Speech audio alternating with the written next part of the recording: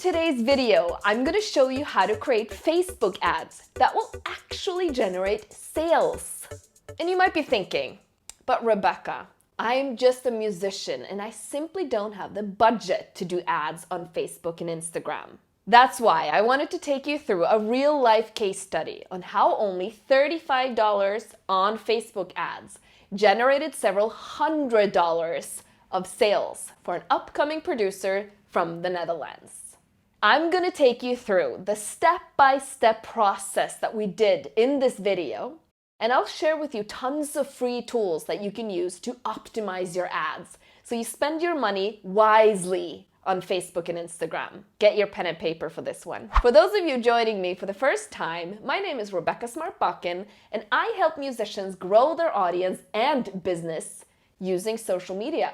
Go ahead and click subscribe to my channel, hit the bell to get notified whenever I share a new lesson about music marketing. I launch about one video per week and I promise not to disappoint you. Now, let's get started generating some sales from Facebook ads. With about 1 billion daily active users on Facebook, this social media platform remains a big opportunity for businesses, brands, and of course, musicians. Other than just catching up with friends and loved ones, Facebook can also be used to advertise and promote your products and services to a very large audience. It is very important to understand who your target audience is in order to make the most out of Facebook ads. Of course, to get visitors interested, you have to create some quality content and engage with them that you improve week by week as well to lure your new fans in. For musicians, Facebook is a fantastic tool to get your content in front of the right audience. Content and audience being the most important elements in that sentence. Anybody who understands how to hack those two will see success using Facebook ads. And in order to do so, there are some free tools available that will help you narrow down your audience and optimize your content as well. For this video, I'll be using Jori Oleslager as an example of how artists can set up a Facebook and an Instagram ad using these free tools to convert content into sales. Jori is a producer and a drummer from the Netherlands who, like many others, lost most of his revenue through the coronavirus epidemic. I have coached him for quite some time now, and we saw this as an opportunity to create some online products around him to begin selling. Alongside creating and performing music, Jori has been a tutor and teaching drumming as well. So we saw this as a perfect opportunity to embark on teaching music production as one of his new revenue streams. So we started using Facebook ads for the purpose of attracting new customers to his music production classes. Starting with a fairly small campaign, we set up the ad with the goal of improving the process as we go. I still see many musicians using the boost functionality on Instagram and Facebook, which limits your options and will make it hard to optimize your ads. You should move over to using Facebook Business Manager and create this for your business and music. It's free.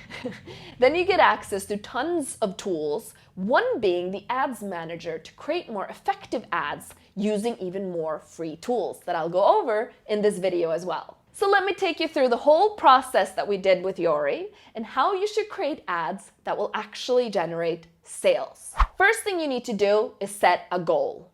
So knowing what you want to achieve with your ad is the first step. Do you want to achieve high visibility for your profile? Are you looking to sell products? Is it more clicks and comments that you're looking for? It's really easy to get lost in the quick results Facebook ads generates.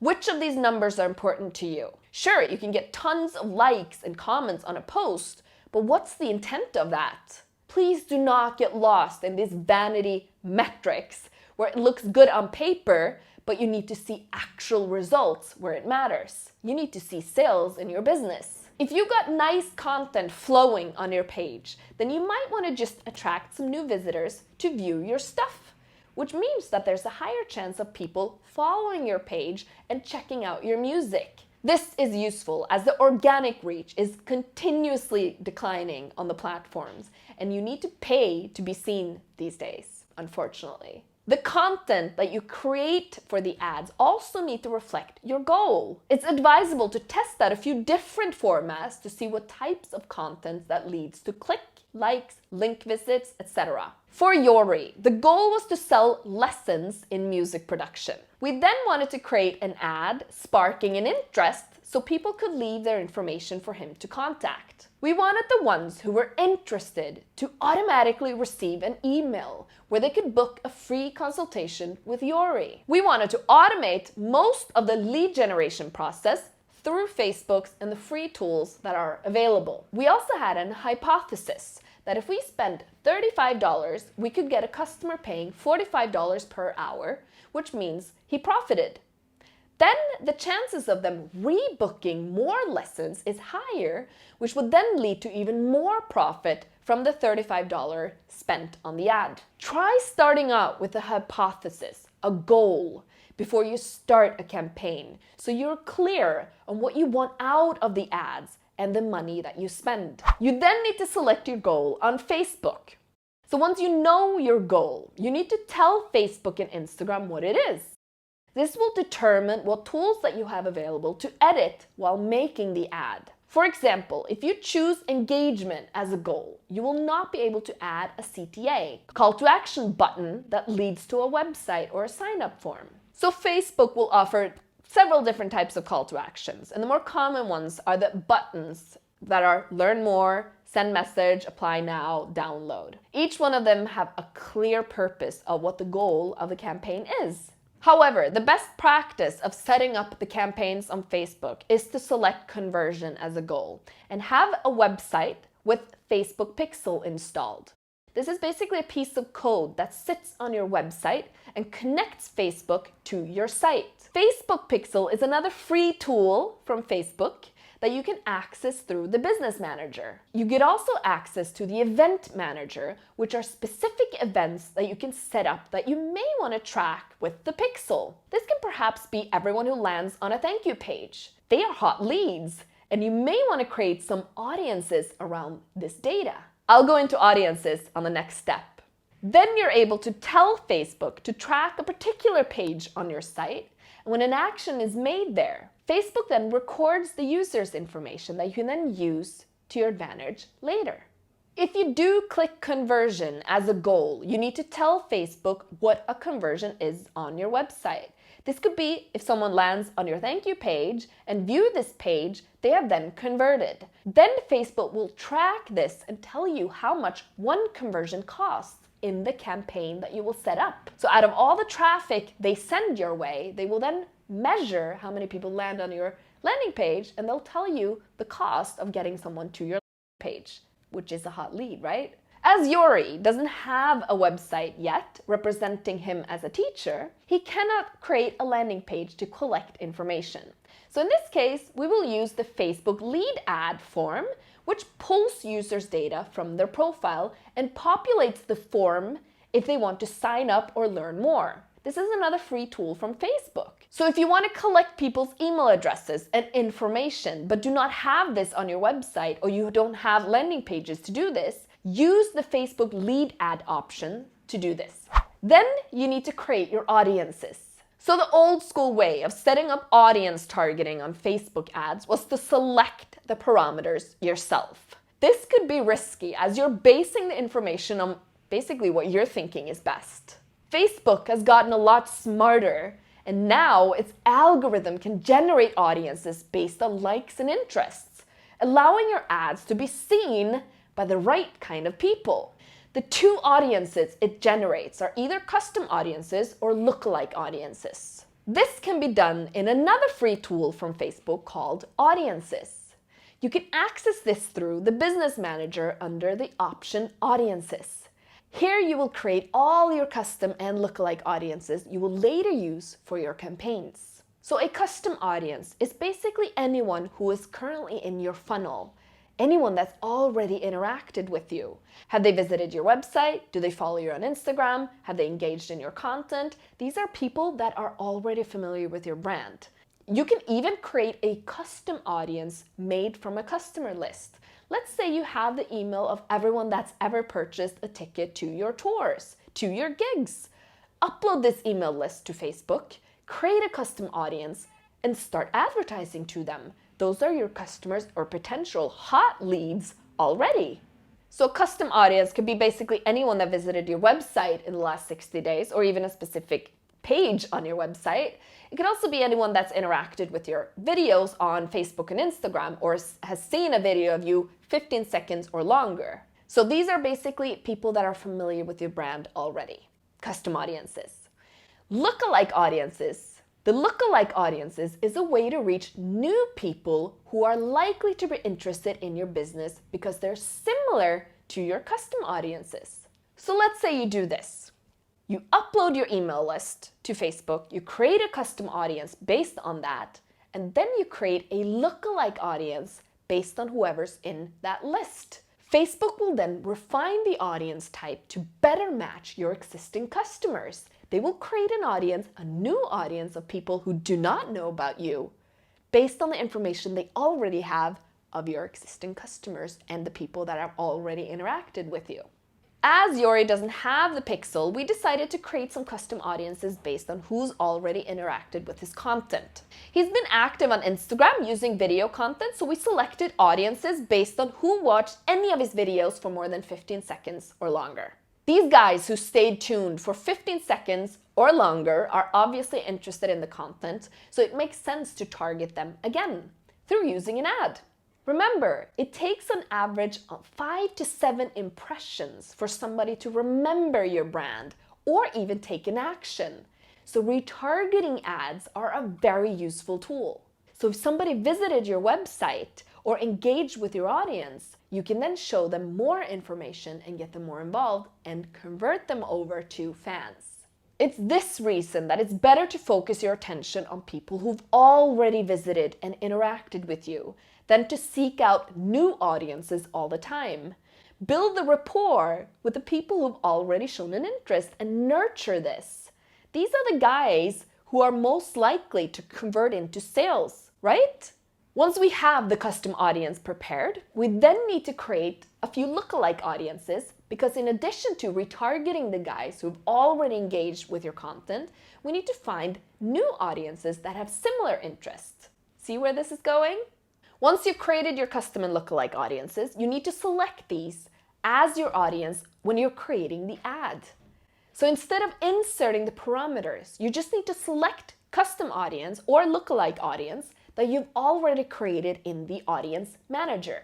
Great, so we now have your audiences. Let's take a look at your content. So you need to create some content and, of course, the caption. So when creating content to use as an ad, you need to bear in mind that you're essentially a visiting guest to a random people's newsfeed. You must make content look like it belongs on their screen.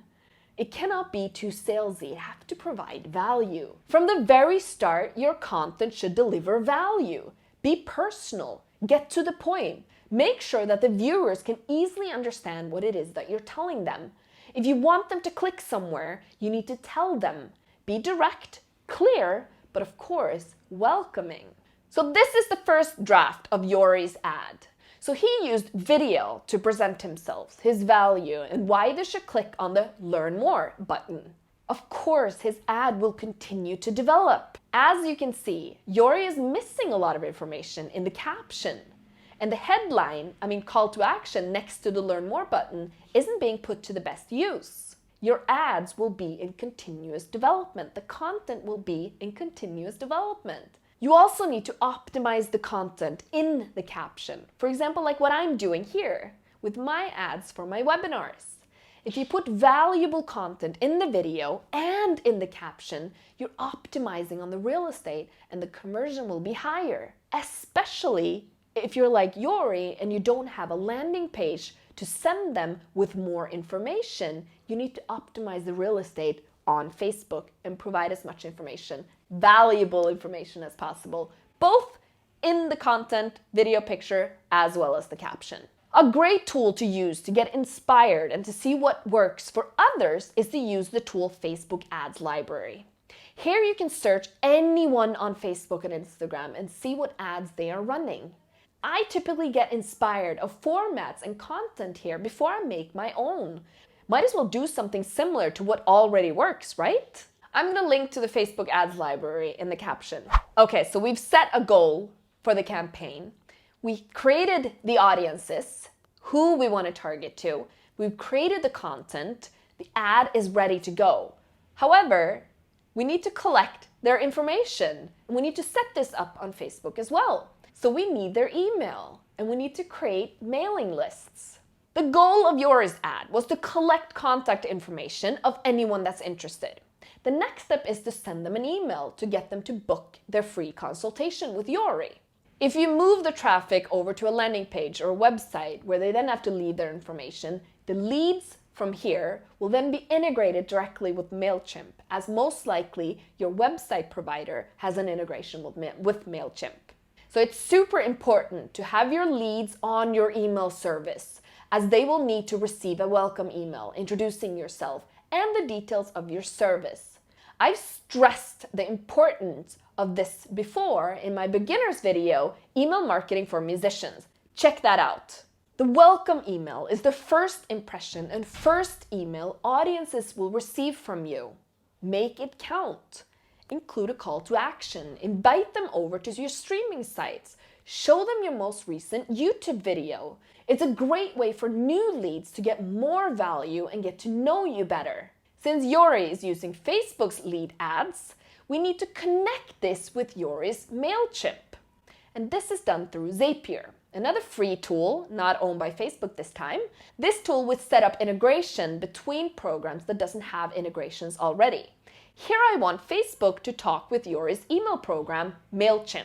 Now, whenever somebody fills out a Facebook lead ad form, they will automatically be placed in the list that you select on MailChimp and automatically receive a welcome email. For Yori, we created an automated email which sent them to an online calendar they could book a free consultation with Yori. And during the free consultation, he converted the leads over to sales.